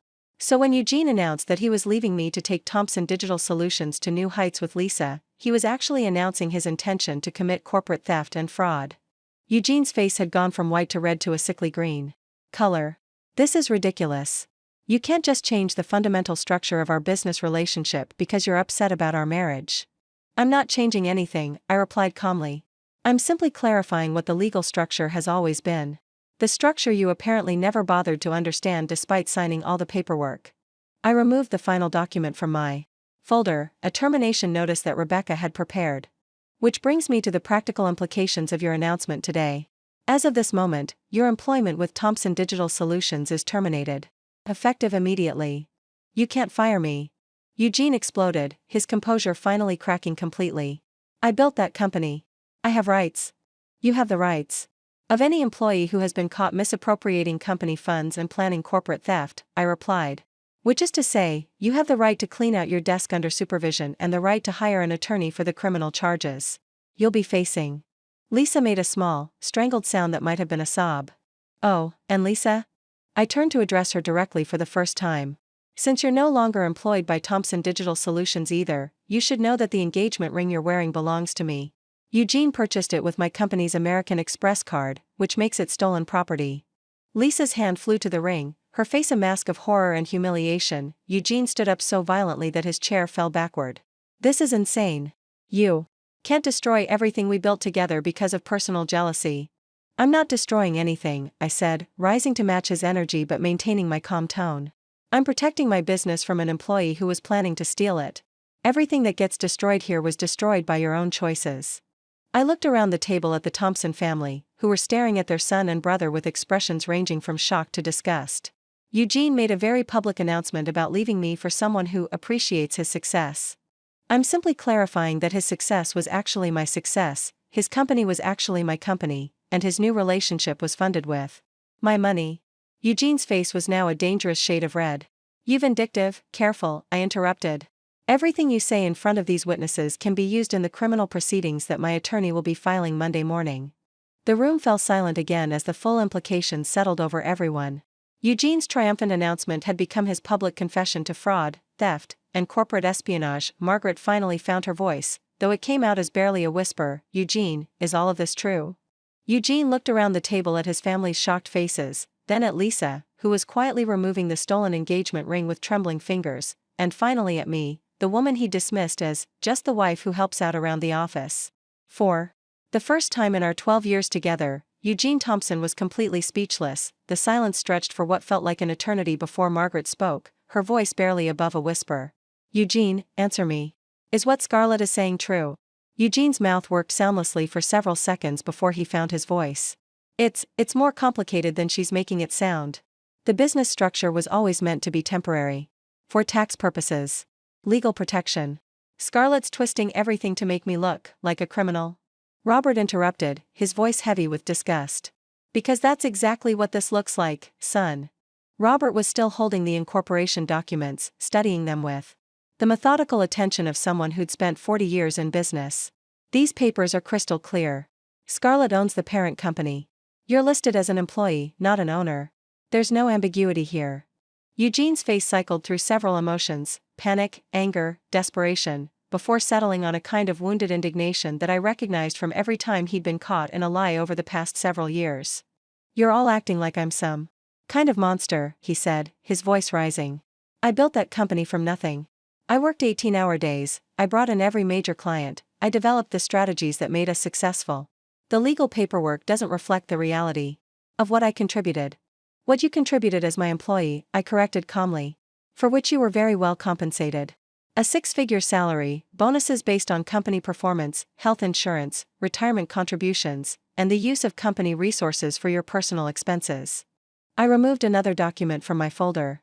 Speaking of personal expenses, this is a summary of company funds you've used for non-business purposes over the past 2 years. Restaurant bills for romantic dinners, hotel stays that correspond to leases, client research trips, shopping expenses, even the down payment on that BMW you claimed was for client meetings. Ashton leaned forward, his expression a mixture of horror and fascination. Eugene, how much are we talking about? I glanced at the summary sheet. Approximately $127,000 in misappropriated company funds over 24 months. Not including the $47,000 paid to Westbrook Investment Group for developing strategies to eliminate me from my own business. Lisa, who had been silent since removing the engagement ring, finally spoke. Eugene, you told me the company was half yours. You said the divorce settlement would give you full ownership and we could expand together. Eugene turned on her with a viciousness that surprised everyone at the table. I was protecting our future. Everything I did was to create opportunities for us, to build something bigger than what we had. You knew the plan required some transitional arrangements. Transitional arrangements? Margaret's voice was ice cold. Is that what you call fraud and theft? It's not theft when it's my own company. Eugene exploded. But it's not your company, Sierra said quietly. She'd been silent throughout the confrontation, but as a marketing executive herself, she clearly understood the business implications. It never was. You were an employee who convinced yourself you were an owner. Eugene whirled toward her. You don't know what you're talking about. You don't understand the complexity of business partnerships, the sacrifices I made, the sacrifices you made? I interrupted, my own composure finally cracking slightly. Eugene, I provided the startup capital. I developed the business model. I secured our first major clients. I created the systems and processes that allowed us to scale. What exactly do you think you sacrificed? I sacrificed my independence. I could have started my own firm, built something entirely my own, but I chose to work with you because I thought we were partners. I thought we were building something together. We were building something together, I replied. You just apparently never bothered to understand what the legal structure actually was. Robert set the documents down on the table with a heavy sigh. Eugene, even if we accept your version of events, which frankly strains credibility, you still embezzled company funds and conducted an affair using business resources. Those are crimes, regardless of who owns the company. Eugene's face was now flushed an alarming shade of red. This is ridiculous. Scarlett can't just destroy 12 years of marriage and partnership because she's jealous of my relationship with Lisa. I'm not destroying anything, I said, standing up and beginning to gather my documents. I'm simply declining to continue subsidizing your betrayal with my money and my business. Lisa finally found her voice, though it came out shaky and uncertain. What happens now? To the company, I mean. To the employees. I looked at her with something approaching pity. The company will continue operating under proper management. The employees will keep their jobs. Our clients will continue receiving excellent service. The only changes will be in leadership. And us? Lisa asked, gesturing between herself and Eugene. You're both terminated, effective immediately. You'll receive final paychecks for time worked through today, minus deductions for misappropriated funds. Your company equipment, access cards, and any proprietary information must be returned by Monday morning. Eugene stood up abruptly, his chair scraping loudly against the floor. This is insane. You can't just decide unilaterally to destroy everything we've worked for. I can and I am, I replied calmly.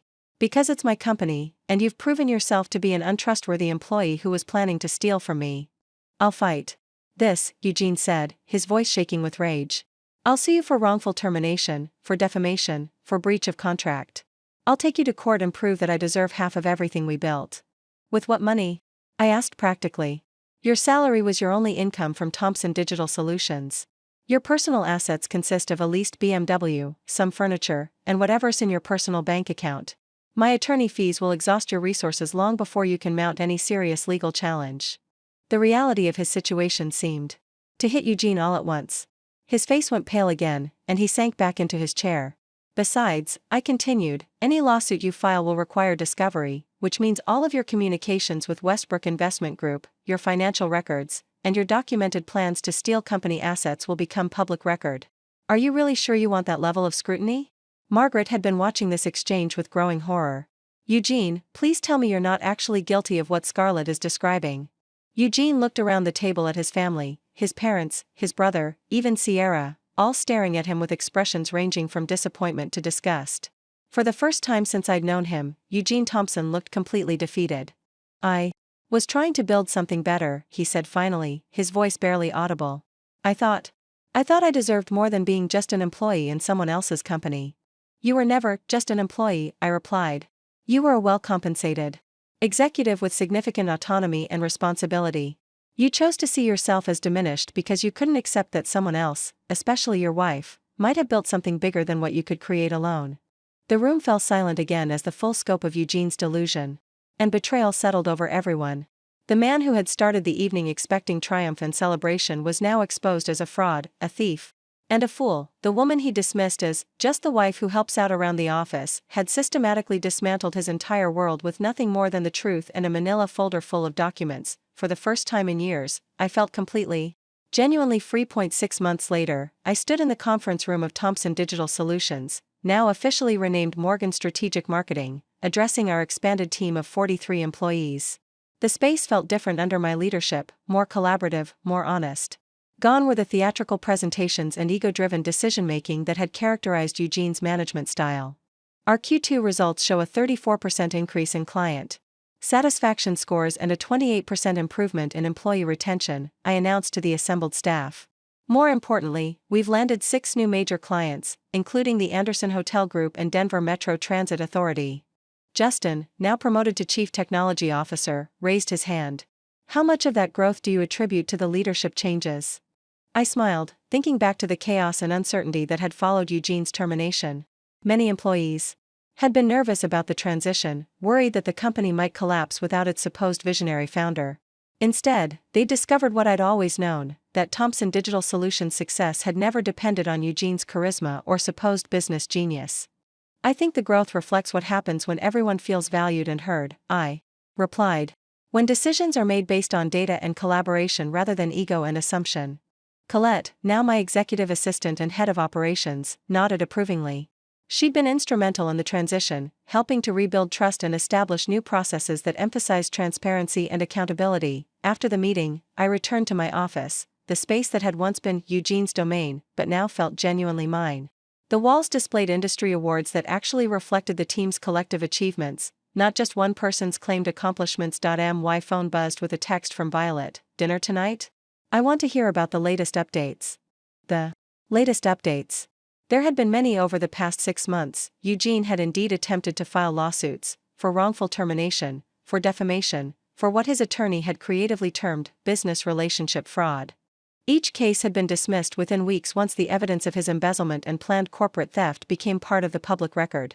His legal fees had quickly exhausted his personal savings. Exactly as I'd predicted, the criminal charges had been more serious. The district attorney's office had pursued felony embezzlement charges based on the $127,000 in misappropriated funds. Eugene had eventually pled guilty to a reduced charge and received 18 months of probation, community service, and a requirement to pay full restitution. The plea agreement had also included a provision preventing him from working in any financial or executive capacity for 5 years. Lisa had faced her own consequences. While she hadn't been charged criminally, her involvement in the scheme had made her unemployable in Denver's tight-knit marketing community. She'd eventually moved back to California, where her family lived, leaving behind the dreams of executive power and partnership that Eugene had promised her. The most satisfying update, however, had been watching the company thrive without Eugene's supposed leadership. Our clients hadn't just stayed, they'd expanded their contracts. Several had specifically mentioned that they preferred working with the new management structure, finding it more professional and results-oriented. I'd also discovered just how much Eugene's ego and controlling behavior had been holding us back. Employees who had seemed disengaged under his leadership became innovative and proactive once they felt safe to contribute ideas without fear of being dismissed or having their contributions claimed by someone else. Patricia Williams from Williams Retail Group had summed it up perfectly during a recent client review. The company feels more authentic now, more focused on solving our problems, rather than showcasing someone's supposed brilliance. The personal transformation had been even more profound. I'd started therapy to address the years of gaslighting and systematic diminishment I'd endured. Dr. Sarah Chen, no relation to Lisa, had helped me understand how I'd gradually accepted a diminished role in my own life and business. Psychological abuse is often most effective when it happens gradually, she'd explained during one of our sessions. The victim adapts to each small erosion of their position until they've forgotten what their original power looked like.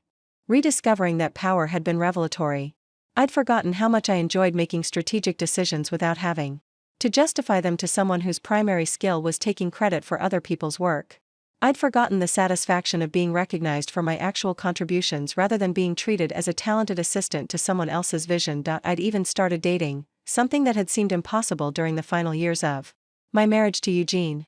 Dr. Chen had encouraged me to take things slowly, to rebuild my confidence in my own judgment and worth. You spent years being told that your perceptions were wrong and your contributions were minimal, she'd reminded me. It takes time to trust yourself again. But trust myself I did. The woman who had once accepted being introduced as the wife who helps out around the office now stood confidently as the acknowledged owner and CEO of a thriving business. The woman who had been systematically erased from her own company's story had rewritten that story entirely. As I prepared to leave the office that evening, I reflected on how completely my life had changed since that Thanksgiving dinner. Eugene had believed he was announcing my humiliation and his triumph.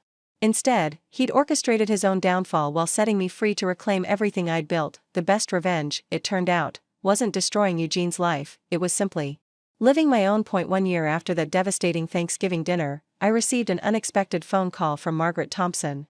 Her voice carried a hesitancy I'd never heard before, stripped of the casual authority she'd once wielded in family conversations.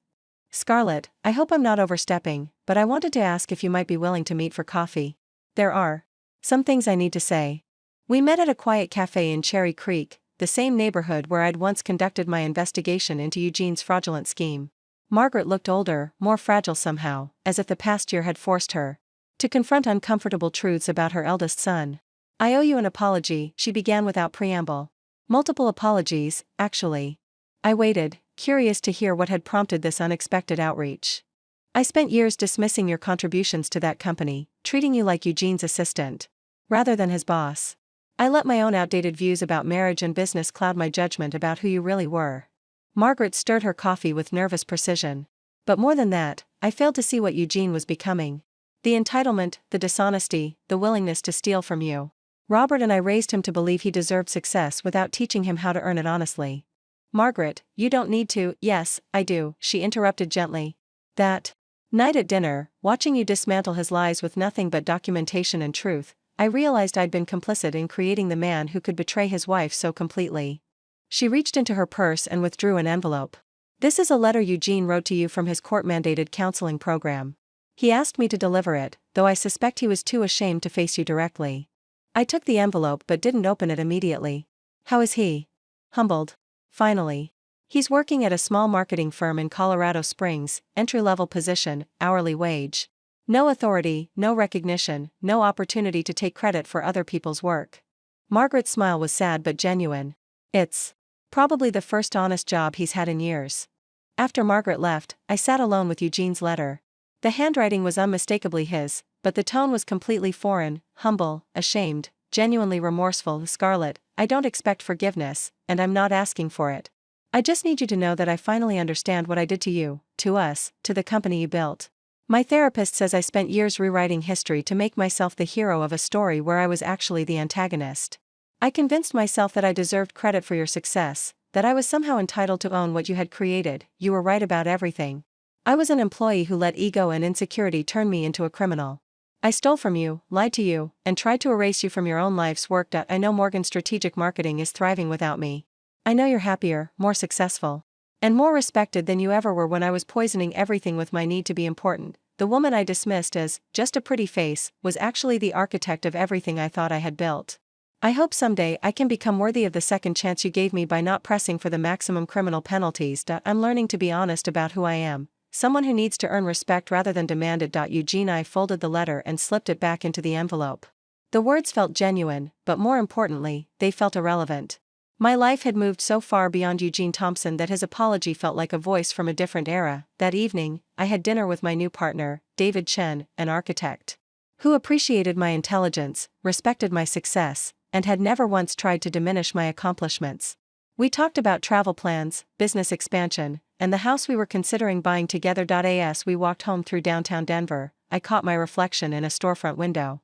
The woman looking back at me bore little resemblance to the person who had poured coffee while being publicly humiliated just over a year ago. This woman stood tall, confident in her own power, secure in relationships built on mutual respect rather than systematic diminishment.